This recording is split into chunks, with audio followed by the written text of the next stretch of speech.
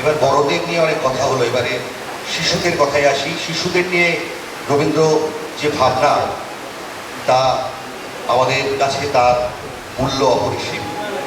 তাই বিভিন্ন কবিতা, বিভিন্ন গানে তিনি শিশুদের সাহিত্যকে সমৃদ্ধ করেছেন। আমি চৈতালি ব্যানার্জিকে অনুরোধ করব, যদি কোনো কবিতা, ছোট্ট কবিতা বা গান বাচ্চাদের জন্য, রবীন্দ্রনাথের লেখা শিশুদের জন্য যা আমাদের সমৃদ্ধ করে, এরকম যদি কোনো কবিতার দু এক ছত্র উপরে শোনায়। আমি যদি দুষ্টুমি করে চাপার গাছে চাপা হয়ে ফুটি, ভোরের বেলা মাগো ডালের পরে কচি পাতায় ভরি দুটো ফুটি, তবে তুমি আমার কাছে হারো, তখন কি মা চিনতে আমায় পারো? তুমি ডাকো খোকা কোথায় ওরে, আমি শুধু হাসি চুপটি করে। এটা রবীন্দ্রনাথের লুকোচুর কবিতার অংশ। আচ্ছা, এবারে আমরা চলে যাব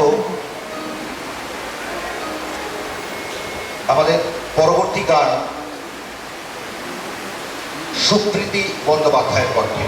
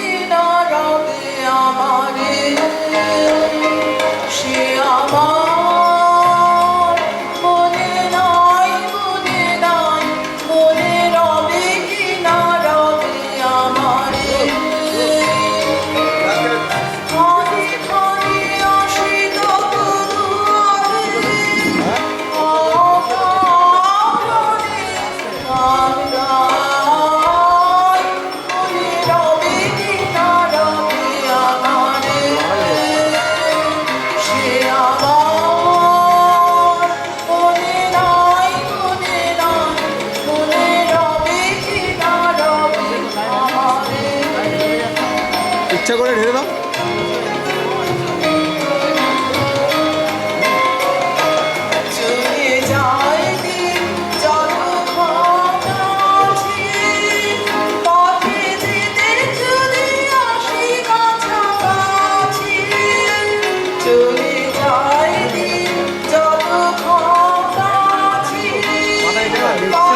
মাথা নিচ্ছি করে দিলাম।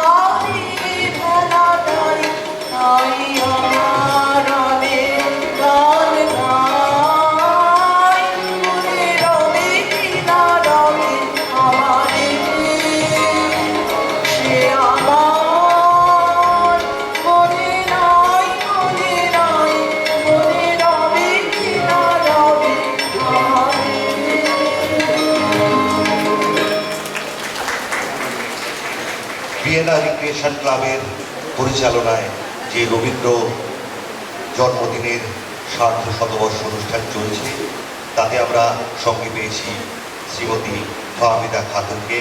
উনি বাংলাদেশের স্বনামধন্য শিল্পী। আর একবার গর্ববোধ করি ভিয়েনা রিক্রিয়েশন ক্লাবের পক্ষ থেকে। এবারে মুক্ত শিক্ষায় রবীন্দ্রনাথ, আমরা ছাতিমতলা শান্তিনিকেতন ছাতিমতলায় রবীন্দ্রনাথ মুক্ত শিক্ষার আয়োজন করেছিলেন, যাতে আমরা সেই শিক্ষায় সমৃদ্ধ হয়ে উঠতে পারি, মনের মধ্যে থেকে আত্মিকভাবে শিক্ষাকে উপলব্ধি করতে পারি। আজকের দিনে আমি অভিজিতের কাছে প্রশ্ন রাখবো, অভিজিৎ ব্যানার্জিকে আমি বলবো যে ও তো দীর্ঘদিন ধরে এই রবীন্দ্র চর্চা করে আসছে, ও রেডিওতেও গান করে, তার এই যে জীবন দর্শন থেকে যে আজকে রবীন্দ্রনাথের মুক্ত শিক্ষা, এটা আজকের দিনে কতটা প্রাসঙ্গিক? কারণ হচ্ছে আজকের দিনে এই যে প্রতিভাবান বিদ্যার বাইরেও প্রকৃতির যে পাঠ, প্রকৃতির কোলে যে শিক্ষা, আমরা যদি প্রকৃতির মধ্যে থেকে সেই শিক্ষাটাকে গ্রহণ করতে পারি, সেটা অনেক বেশি বাস্তবায়নও করে উঠতে পারে। আকাশ আমায় শিক্ষা দিল উদাহরণে বাইরে, কর্মী হওয়ার মন্ত্র আমি বায়ুর কাছে পাইলে, পাহাড় শিখায় তাহার সমান, হই যেন বায়ু অন্য মহান, খোলা মাঠের উপকথায় দিল খোলা হই তাইলে। এ বোধ রবীন্দ্রনাথ, সুনির্মল ঘোষের কবিতা, কিন্তু আমি রবীন্দ্রনাথের শিক্ষার মধ্যে এই ভাব প্রত্যেকটা ছত্রে জড়িত। আমরা আর কথা না বাড়িয়ে চলে যাব সরাসরি চৈতালি ব্যানার্জির গানে।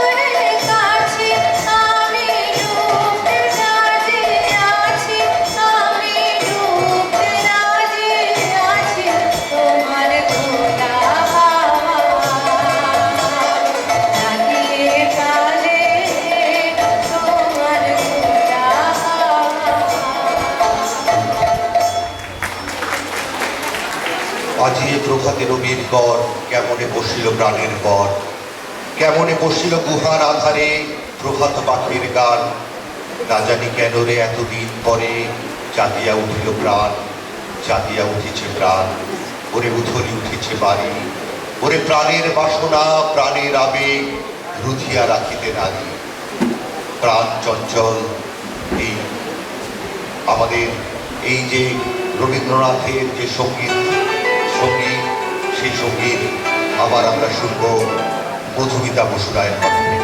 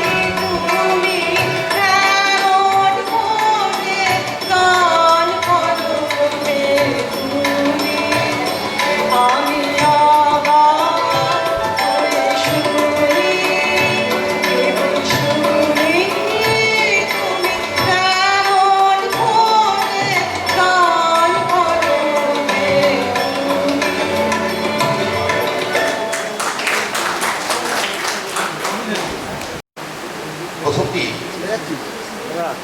দিদি ছোটবেলা থেকে আপনি বড় হয়েছেন, আপনি শিশু ছিলেন এক সময়, তারপর আপনি কিশোরী হয়েছেন, তারপর যুবতী হয়েছেন, এবং at the stage of life আপনি রবীন্দ্রনাথ কীভাবে আপনাকে প্রভাবিত করেছেন? প্রত্যেক বয়সে যে একটা নতুন নতুনভাবে আপনি রবীন্দ্রনাথকে নিশ্চয়ই দেখেছেন, সেইটা যদি আপনার মুখ থেকে আমরা শুনি।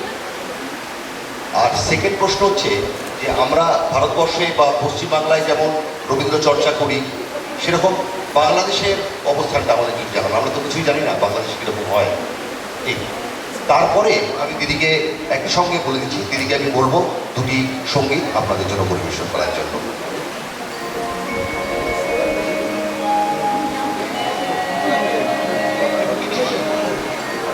আমি প্রথমেই বলেছিলাম যে ছোটবেলায় আমি আমার দিদি সঞ্জিদা খাতুনের কাছে গান শিখেছি ঘরোয়াভাবে। তখন উনি প্রতিটা গান আমাকে অর্থ সুন্দর করে বুঝিয়ে দিতেন, কি গাইছি, কি কথা বলছি, সেই জিনিসটা বুঝলে গানটাও সেরকমভাবে আত্মস্থ হয় এবং গানটা যখন গাওয়া হয় অন্যের মনেও সেটা ছাপ ফেলতে পারে। তো এইভাবে উনি আমাকে ছোটবেলা থেকে গান শিখিয়েছেন। তো সেই একটা পর্যায়ে এরপরে কিশোরী যখন ক্লাস 8-এ যখন পড়ি, সেই সময় আপনারা দেখেছেন বোধহয় ইয়েতে ভিডিও ক্লিপিংয়ে যে কণিকা বন্দ্যোপাধ্যায়রা এসেছিলেন শান্তিনিকেতনের একটা বড় দল ঢাকাতে, তারা শ্যামা নৃত্যনাট্য করেছিল। সেটা আমাকে ভীষণভাবে মুগ্ধ করেছিল এবং দুদিন হয়েছিল সেই শো, আমি দুদিনই গিয়েছি এবং পুরো গান আমি শিখে নিয়েছিলাম, নিয়ে আমি ক্লাসে আমার বন্ধুদের শোনাতাম গেয়ে। তো তার কাছাকাছি সময় সুচিত্রা মিত্র, দেবব্রত বিশ্বাস, সুপ্রীতি ঘোষ এরা গিয়েছিলেন, এরাও গান গেয়েছেন, তাদের গান শুনেছি। তাদের গান গাওয়ার ধরন আরেক রকম, সেটাও আরেক রকম ভালো। তো এই সমস্ত জিনিসগুলো দেখতে চিনতে কোনটা বেশি মনে দাগ ফেলে, ছাপ ফেলে, এই জিনিসগুলো তখন আমার মাথায় আসে। এরপরে আমি যখন এই কলেজে পড়ি তখন তো আমার রবীন্দ্র শতবর্ষ হচ্ছে 62 সনে, 61 সনে।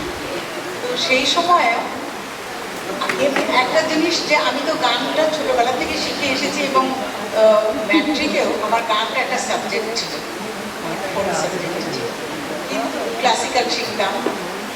তো তখন আমার ক্লাসিক্যাল শেখার ফলে ওই একটু আমার সহজ হয়েছিল কঠিন রবীন্দ্রনাথের গানগুলো গাওয়া। এবং আমার দিদি সেরকম সময় শান্তিনিকেতনে চলে এসেছেন, তো এই জন্যে আমি তাকে খুব চমকে দেওয়ার জন্য, অবাক করে দেওয়ার জন্য মুহূর্তের গানগুলো, টপ্পাগুলো, সুচিত্রা মিত্রের গান, নীলিমা সেনের গান, এইগুলো তুলে খুব ভালোভাবে আমি মহড়া দিয়ে রেখেছিলাম। তো উনি শুনে সত্যি খুব অবাক হয়েছিলেন। তো এরপরে আমার আবার টপ্পার দিকে ঝোঁক হয়েছিল, এই গানগুলো গাইতাম। তো এবং সেই সময় আমি রেডিওতে তো অডিশন দিতেই যাই নাই, ভয় যে ওরা শুনেছি 2-3 বার এমনি ফেল করিয়ে দেয়, তো গাইতে চাই নাই। কিন্তু কলকাতা দূরদর্শন বাংলাদেশ থেকে কিছু শিল্পীর গান চেয়েছিল, তারা শিলাই দহন করে এগুলো তারা এখানে বাজাবে বলে। তো সেই সময় আমাকে ওরা ডেকে নিয়ে গান গাইতেছে এবং তারপর থেকে রেগুলার রেডিওতে আমার গান গাওয়ার অভ্যাস করেছি। তো এইভাবে তিনি, আর রেডিওতে টিভিতে আজকাল ছেলে মেয়েদের ঝোঁক থাকে কবে যাবে কবে গাইবে, কিন্তু আমার ঠিক উল্টো, আমি তার বহু আগেই মঞ্চে গাইতাম এবং লোকের কাছে আমি তখন পরিচিত ছিলাম। তো এর ফলে জিনিসটা অন্যরকমভাবে এসেছে এবং আমার শিক্ষার পরিধিও অনেকটা বেড়েছে, এই আর কি। এরপর আরেকটা প্রশ্ন ছিল বাংলাদেশের রবীন্দ্র চর্চা। আমি তো আগেই বললাম যে আমাদের দেশের সেই যে আমাদের ভাষার আন্দোলন, সেইগুলো থেকে শুরু করে স্বাধিকারের প্রশ্নে সেই সময় আমরা সচেতন হয়ে উঠেছি। এবং আমাদের স্বাধীনতা যুদ্ধের সময় বহু লোক তো এখানে চলে এসেছে এবং এখানকার লোকের অনেক আন্তরিক ইচ্ছায়, তাদের ভালোবাসায় তারা এখানে থাকতে পেয়েছেন এবং তারাও এখানে যারা শিল্পীরা চলে এসেছিলেন তারাও গান গেয়ে মুক্তিযোদ্ধাদের সাহস জুগিয়েছিল। এবং এইভাবে রবীন্দ্রসঙ্গীতে শুধু না, রবীন্দ্রসঙ্গীতের সাথে সাথে নজরুল এবং অন্যান্য যে গুরু সদয় দত্ত, তার গান, এই সমস্ত গানগুলো দিয়ে আমাদের মুক্তিযুদ্ধটা অনেক বেশি জোরদার হয়েছিল এবং আমাদের অল্প বয়সী বাচ্চা ছেলেরা অনেক সাহসের সাথে যুদ্ধ করে দেশটা সে স্বাধীন করেছে। তো এই সমস্ত জিনিসের ব্যাপারে রবীন্দ্রনাথ আমাদের যেন দৈনন্দিন কার্যক্রমের ভিতরে ঢুকে পড়েছেন এবং সবাইকে আমাদের ভেতরে থেকে আমাদেরকে সাহস জুগিয়েছেন, আমাদের মুখে কথা জুগিয়েছেন, সমস্তভাবে আমাদেরকে সাহচর্য দিয়ে সব কিছু দিয়ে থেকে আমাদেরকে এত দূর টেনে এনেছেন। এবং আমি আশা করি আমরা সেইটার উপরে ভর করে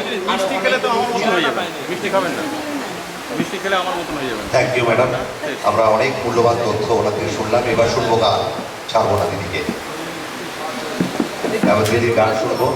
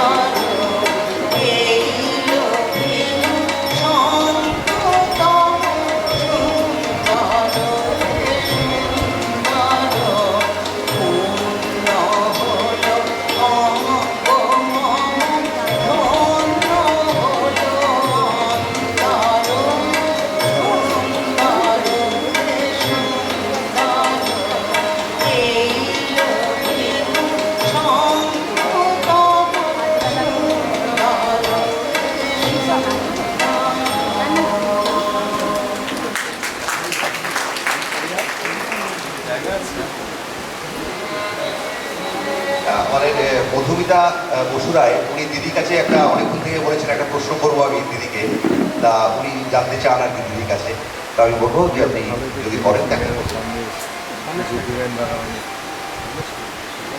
একটা ছোট্ট প্রশ্ন আছে, সেটা হচ্ছে আমাদের এপার বাংলায় রবীন্দ্রনাথের গানের সাথে যে যন্ত্রানুষঙ্গ অর্থাৎ ইনস্ট্রুমেন্টাল সাপোর্ট, সেটার একটা বিরাট পরিবর্তন ঘটেছে। এখন আমরা দেখছি আগেকার যে ঘরানা রবীন্দ্রনাথের গানের সাথে এসরাজ বা এখন অনেক বাদ্যযন্ত্র সংযোজন হয়েছে, যেমন আমরা দেখছি গিটার বা সিনথেসাইজার। তো এইটার সম্বন্ধে আপনার কি অভিমত? আর বাংলাদেশে ওপার বাংলায়ও কি এই পরিবর্তনটা এসেছে, নাকি আপনারা পুরনো ঘরানাটাই মেনটেন করছেন? আমরা একটু দূরে থাকি তো বেশি শুদ্ধ থাকতে চাই।